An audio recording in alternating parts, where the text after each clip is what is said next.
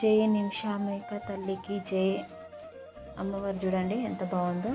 So అమ్మవారికి పూజ అయితే అయిపోయింది, హారతి ఇస్తున్నారు.